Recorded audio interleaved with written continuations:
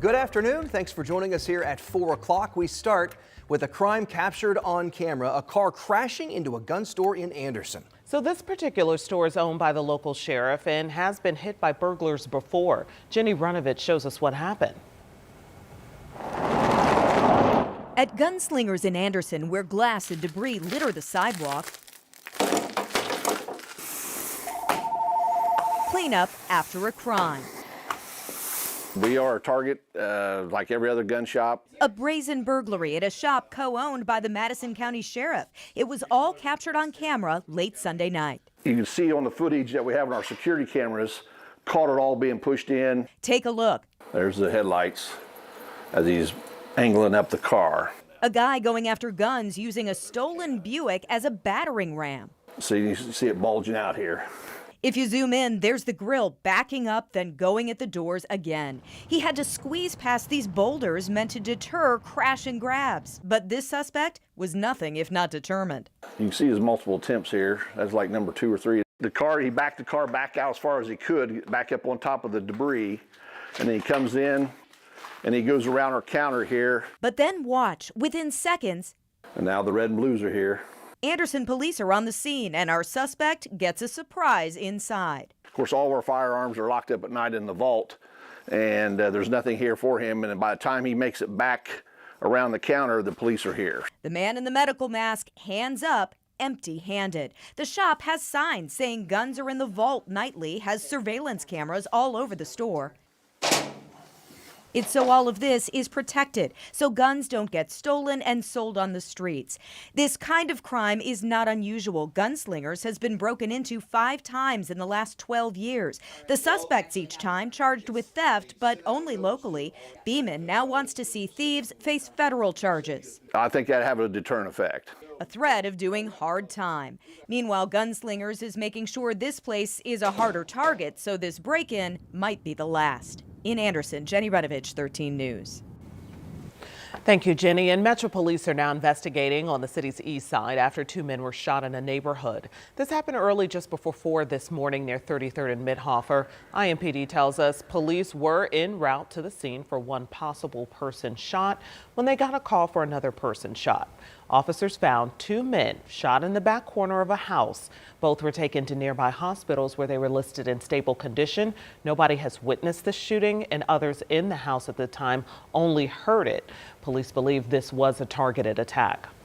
And the woman with a seizure disorder accused of reckless homicide in 2 fatal crashes is changing her plea in both cases. Anne-Marie Tiernan was there in court this morning when Kelly Anderson pled guilty as part of this plea deal. Boy, tough case. It is a very, very tough case because in the end, there are 5 kids here in Indianapolis that have lost a parent, all because of this one driver. So let me tell you a little bit about what this plea deal accomplishes today. Several things. First of all, is that both families that are grieving and just so difficult for, they are now going to be able to avoid a trial. So that is something that is good for them, that it's been 3 years since the incidents and that they're going to be able to move forward. This is really key for their surviving children, too. Now, Anderson agreed to plead guilty to reckless homicide in both cases and to be sentenced for up to 3 years in each, served concurrently. And a key point in this is that her driver's license will be suspended for 6 years. This was the first person. This is Dr. Brian Dillman, and she hit him, and this was the second victim. That's Kiana Burns. She is the mother of 4 children. And Dr. Dillman has 1 daughter. So he was walking in the Meridian Kessler area, and Kelly Anderson went off the road. She hit him at 40 miles an hour, then hit a light pole, and then hit a car. So he died. 3 weeks later, Kelly Anderson was driving again, this time on Keystone Avenue. And we learned today in court that she was accelerating and accelerating and accelerating along Keystone Avenue till she got up to 68 miles an hour. She slammed so hard into the back of Kiana Burns' car that then 8 vehicles were damaged. It took 2 hours to get Kiana Burns out of that car. She was just 28 years old, 4 little children. And so there's just been so much hurt in this case, and also questions about, you know, Kelly Anderson, if she knew that she had a seizure disorder, if she knew she had a medical condition, there already was one fatality. To get back in the car 3 weeks later, that's the thing that's just been so difficult for the families to process. That, okay, if it happens once, but if it happens twice, that's what's been so upsetting. They want her off the road. Yeah. Absolutely. Were the family members, I would imagine, in court today? Yes. So Dr. Dillman, Brian Dillman's mother was there, Peggy, and then also his wife and his daughter. And then Kiana Burns' mother was there. Nobody testified today. There is going to be that sentencing hearing. It's coming up from April 10th. And we heard from both the prosecutor and the defense in the case, and they said that they each are expecting to call several witnesses. That could be a 1 to 2 hour hearing. But no matter what they say, it's no more than, it's up to 3 years for each death. Okay, which is part of the deal. Which is part of the deal. So, so you hear that, and it just seems like such little time, but then you also think of maybe the benefit for the families for this healing. Yeah. And it's just heartbreaking. Yeah, all around. And you placed the extended interviews on WTHR Plus. We'll be able to hear from closer to the incident, not today. Families didn't talk today, but then when these incidents happened, I did talk to both families extensively, and they talked about the situation. We have those online, and it's tough. It is. It's really hard for me to see, because I see all these families that are impacted. Yeah, and clearly. Kelly Anderson, her family's impacted too. Sure, absolutely. You know, she has a medical condition, and it obviously wasn't under control. Yeah. Well, thank you for bringing us this important update. I know you'll continue to follow it again.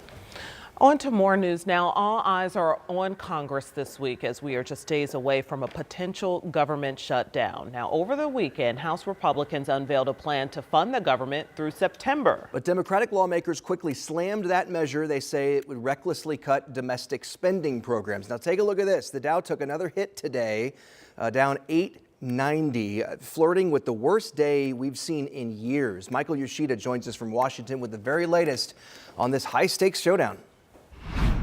Congress facing a Friday night deadline to fund the government. House Speaker Mike Johnson's plan, released over the weekend, avoids a shutdown, pushing the issue further down the road.